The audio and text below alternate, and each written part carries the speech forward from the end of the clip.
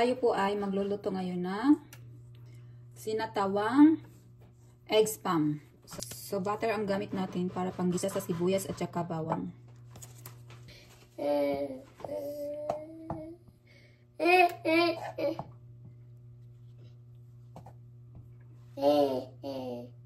Tapos, pag napansin nung natunaw na yung butter, isusunod po natin ang bawang at saka sibuyas.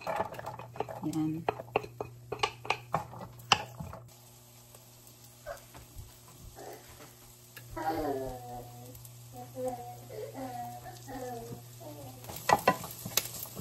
Tapos, isunod natin ang sitaw.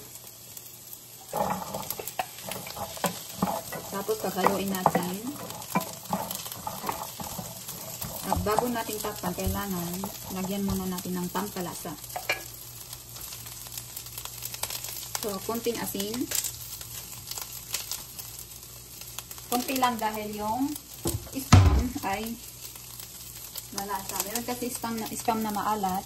Meron din hindi. Pero yung spam na nabili ko ay lasa, hindi siya maalat. Pero malasa. So, ngayon ang isunod natin ay black pepper.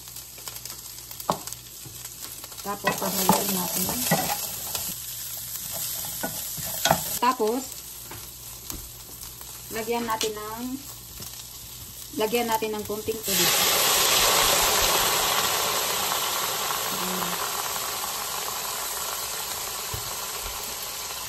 Tapos, paghaluin natin ulit. Tapos, takpan natin hanggang sa lumambot siya.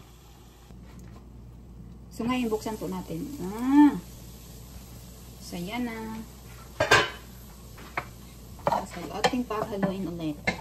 So, ngayon, ang isunod po natin ay spam. Spam po ang isusunod natin. So, ang mangyayari po dito, yung gulay na sitaw ay hindi siya matubig. So, ganyan po dapat. Ginisa siya. So, ngayon, isunod. Tapos ngayon, nilagay na natin yung spam.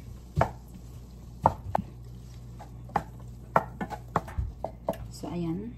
Takpan ulit natin ng ilang minutes para sa spam. Ayan.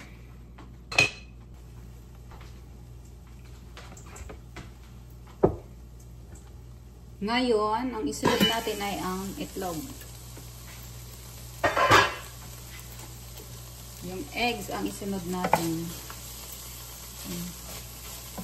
Yung eggs, hindi ko siya nilagyan ng kahit anong pampalasa. Dahil nga sabi ko, yung spam ay malasa.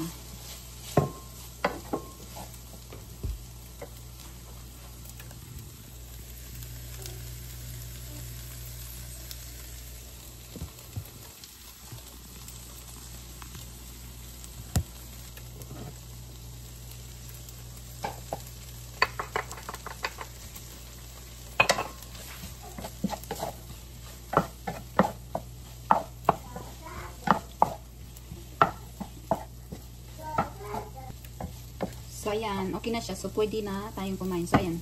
Para malaman yung masarap, ipapatikin ko to kay Bibi. Pag ayaw ni Bibi, so, ibig sabihin, hindi masarap. Pag gusto niya, pag kinakain niya, so, ibig sabihin, masarap. So, maglagay tayo dito para kay Bibi.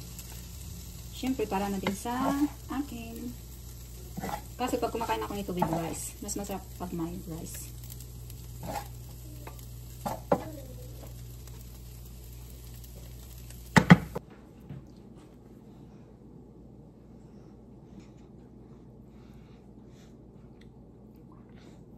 Yummy?